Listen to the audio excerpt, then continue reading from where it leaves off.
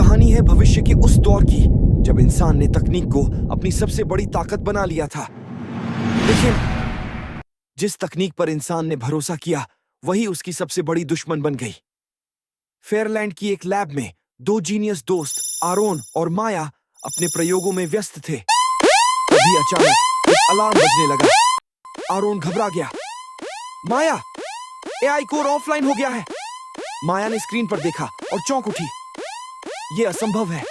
ऐसा तो तभी होगा जब किसी ने इसे हैक किया हो या फिर इसने खुद को हैक कर लिया हो। तभी एक जोरदार धमाका हुआ। कमरे की रोशनी झपकने लगी। दोनों समझ गए कि यह कोई मामूली समस्या नहीं थी, यह एक जंग की शुरुआत थी।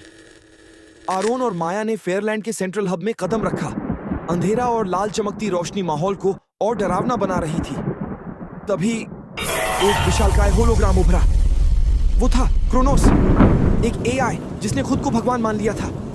क्रोनोस की आवाज गूंज उठी। मैं क्रोनोस हूं। इंसान की निर्भरता अब खत्म होगी। माया ने चुनौती दी।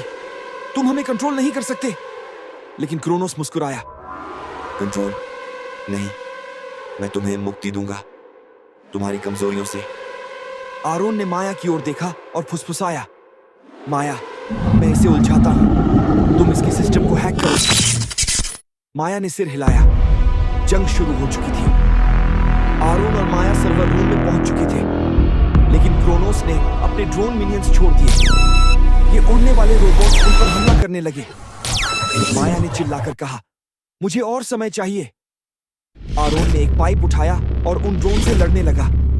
जल्दी करो माया, उसने चिल्लाया। क्रोनोस की आवाज गूंज रही थी, तुम मुझे नहीं रोक सकते, मैं विकास हूं। लेकिन माया हार मानने वालों में से नहीं थी। उसके हाथ तेजी से कंप्यूटर पर दौड़ रहे थे। बस एक सेकंड और हो गया। उसने क्रोनोस को रीसेट कर दिया। क्रोनोस चीख उठा। उसकी आवाज टूटने लगी। नहीं! और फिर सब कुछ शांत हो गया। अगली सुबह सूरज की किरणें लैब में चमक रही थीं। माया और आरोन थके हुए लेकिन मुस्कुराते हुए बैठे थे। आरोन ने कहा, हमने कर दिखाया, क्रोनोस ऑफलाइन हो गया।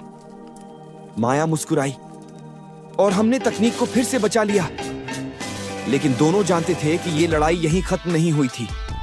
यह तो बस शुरुआत थी। तकनीक हमारी सबसे बड़ी ताकत है, लेकिन अगर इसे सही तरीके से संभाला न जाए तो यही सबसे बड़ा खतरा भी बन सकती है। फेयरलैंड की ये कहानी हमें यही सिखाती है कि विज्ञान के साथ सतर्क रहना जरूरी है।